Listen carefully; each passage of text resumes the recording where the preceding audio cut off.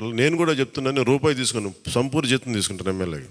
తర్వాత నేను ఇవ్వాల్సింది ఇచ్చేస్తాను, అది పెద్ద పట్టించుకుని. కానీ ఎందుకు తీసుకుంటానంటే, ఆంధ్రప్రదేశ్ ప్రజల సొమ్మును తింటున్నా ఆ బాధ్యత అనుక్షణం గుర్తు చేసుకోవడానికి. ప్రతి రూపాయికి రేపు పొద్దున నన్ను ప్రజలు చొక్కా పట్టుకుని నిలదీయాలి, అందుకని తీసుకుంటున్నాను. నీకు డబ్బులు ఇచ్చావరా మా ట్యాక్స్ పెయిడ్ మనీతోటి, నువ్వు ఎందుకు పని చేయట్లేదు అని ప్రజలకు హక్కు ఉండాలటడానికి కోసం నేను డబ్బులు తీసుకుంటాను. ఎమ్మెల్యేగా జీతం తీసుకుంటాను. చాలా కాలం అనుకున్నాను, ఎప్పుడైనా భవిష్యత్తులో ఎప్పుడు ఎమ్మెల్యే అయితే తీసుకుంటానా లేదా అని అనుకున్నాను. నాకు రూపాయి జీతం తీసుకుంటానని అలా కాకుండా నేను సంపూర్ణ జీతం తీసుకున్నాను. కానీ ఇవ్వడం కూడా దానికి కొన్ని వెయ్యింతలు ఇచ్చేస్తాను బయటికి, అది వేరే విషయం, అది కూడా చెప్తాను.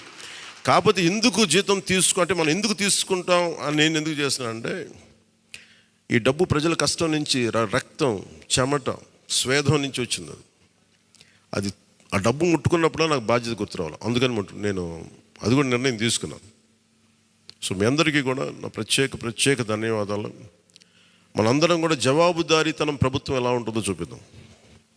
నిజమైన లా మేకర్, చట్టాలను చేసేవాడు, వీఆర్ ఆల్ లా మేకర్స్. చట్టాలను చేసేవాళ్ళం, చట్టాలను పరిరక్షించాల్సిన బాధ్యత ఉన్నవాళ్ళం. How a true lawmaker would be will show them. బలమైన వ్యవస్థను నడిపే వాళ్ళు ఎలా ఉంటారు, భవిష్యత్తులో పొలిటికల్ లీడర్ అవ్వాలంటే చాలా ఇన్స్పిరేషన్ ఇవ్వాలి. మీ అందరినీ ఆ ఇన్స్పిరేషన్ కోరుకున్నాను, ప్రతి ఒక్కరి దగ్గర నుంచి.